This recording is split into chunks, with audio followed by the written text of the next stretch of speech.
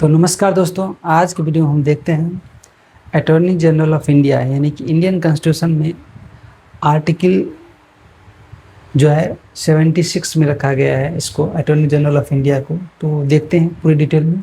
Article 76 में बताया गया है इसको पूरी डिटेल में, इसका काम क्या है, इसको अपॉइंटमेंट कैसे किया जाता है, इसकी क्वालिफिकेशन क्या है और इसका जो यानी कि इसकी फैसिलिटी क्या क्या मिलता है और इसकी टर्म कितने दिन के लिए अपॉइंटमेंट किया जाता है। चलते हैं। तो अटॉर्नी जनरल ऑफ इंडिया जो होते हैं एक सरकारी फर्स्ट लॉ ऑफिसर होते हैं, यानी कि ये आर्टिकल 7 कॉन्स्टिट्यूशन प्रोविजन का आर्टिकल 76 में बताया गया अटॉर्नी जनरल ऑफ इंडिया को। Appointment, oath and term of office, उसके बाद ड्यूटी एंड फंक्शन क्या है, पावर एंड प्रिविलेज क्या है, रिमूवल ऑफ अटॉर्नी जनरल क्या है, difference between AGI, solicitor general, editor general of India, इसकी पूरी डिटेल हम देखते हैं इस वीडियो में। चलते हैं।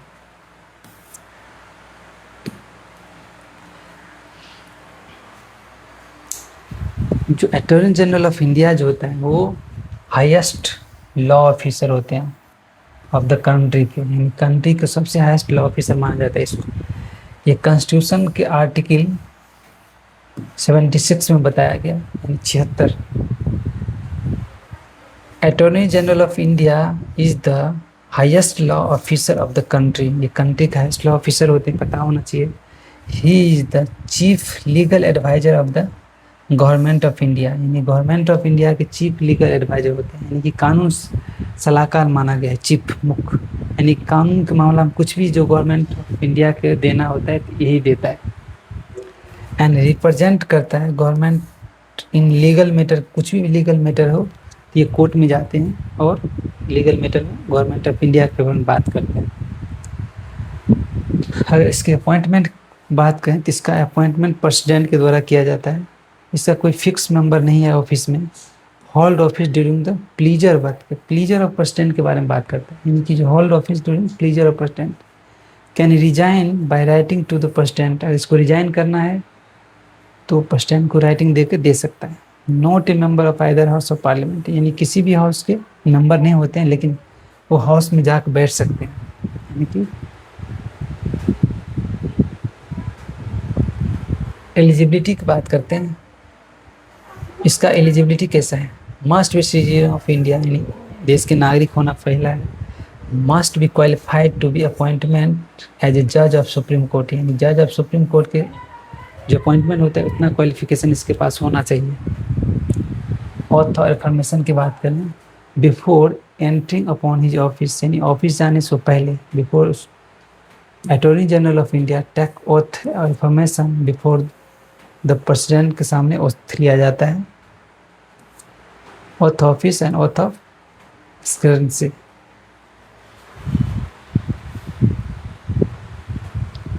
ड्यूटी एंड फंक्शन इसका क्या होता है, एडवाइस करता है government of India and all the legal matter, जितने भी लीगल मैटर है उस गवर्नमेंट ऑफ इंडिया को एडवाइस करता है। Represent the government of India in the supreme court, high court and in the legal proceeding, other legal जितने भी कानून चीज़ है रिप्रेजेंट करता है गवर्नमेंट ऑफ इंडिया के बिहाफ से। हाई कोर्ट जाता है या फिर सुप्रीम कोर्ट जाता है और लीगल मैटर में डिस्कस करता है। राइट एंड प्रिविलेज के बाद enjoy the same rights, privilege and immunity जज ऑफ सुप्रीम कोर्ट, यानी कि इसका जो राइट होता है, प्रिविलेज एंड इम्यूनिटी जितना होता है जज ऑफ सुप्रीम कोर्ट का जो होता है वैसे ही होता है। Not liable question in any court और anything said or done in the discharge of his office duty. Entitle to such salary and allowance as a determine the parliament, यानी इसका सैलरी अलाउंस जो है डिटरमाइन किया जाता है parliament के द्वारा। Give opinion on question of law refer to him by the president. Perform such other duty of a legal nature may be assigned by the president, यानी कि जो प्रेसिडेंट कहेगा वो लीगल मैटर को वो चीज़ें काम कर सकता है। Act as a legal adviser of the government of India and all the important legal matter. Removal की बात करें तो can remove by the president के द्वारा ही रिमूव कर सकता है। No procedure of the impeachment, इसको इम्पीचमेंट के कोई प्रोसीजर जब चाहे प्रेसिडेंट हटा सकता है। May resign by writing to the president, अगर इसको रिजाइन करना है तो राइटिंग देकर प्रेसिडेंट को रिजाइनेशन लेटर देकर रिजाइन कर सकता है। कंपेरिजन ग्लांस की बात कर रहे हैं, attorney general of India, advocate general of state के बारे में बात करते हैं। एडवोकेट जनरल ऑफ स्टेट के जो लीगल एडवाइजर होते हैं वो एडवोकेट जनरल ऑफ स्टेट के होते हैं। अटॉर्नी सेंट्रल के जो लीगल मैटर में एडवाइस करते हैं वो अटॉर्नी जनरल ऑफ इंडिया को होते हैं। इसका जो आर्टिकल 76 है, इसका आर्टिकल 165 है, ये कॉन्स्टिट्यूशन में।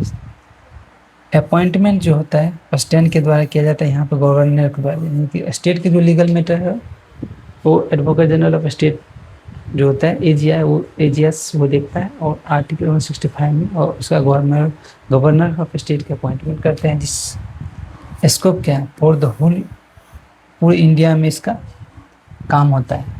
फॉर द पार्टिकुलर जिस स्टेट को एजीएस होता है एडवोकेट जनरल ऑफ स्टेट, उस स्टेट के जो पार्टिकुलर लॉ जो होते हैं स्टेट गवर्नमेंट के, उसको देखते हैं। कोर्ट प्रैक्टिस के अंदर सुप्रीम कोर्ट, हाई कोर्ट और अदर कोर्ट, सभी कोर्ट में जा सकते हैं। इसके high court of the state and other court में जा सकते हैं। टेन्यूर क्या है? Hold office during the pleaser of president, ये भी होल्ड करता है office during pleasure of governor के। एडवाइज करता है गवर्नमेंट ऑफ इंडिया को, एडवाइज करता है गवर्नमेंट ऑफ स्टेट को। इसको भी हटाना चाहे तो गवर्नर जब चाहे तब हटा सकता है।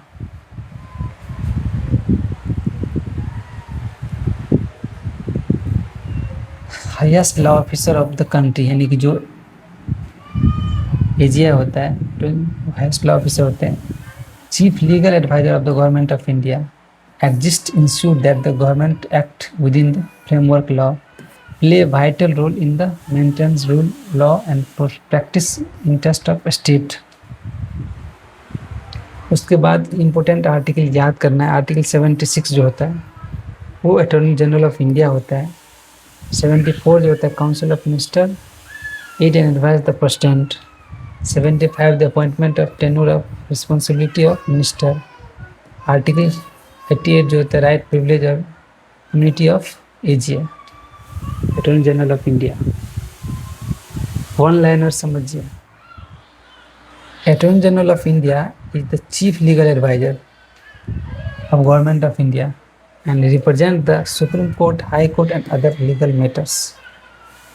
He is the guardian of law and defender of the interest of union government. And he is the guardian of law and defender of the interest of union government. तो इस वीडियो में AGI के लिए इतना ही। Next video में मिलते, तब तक जाएंगे दोस्तों।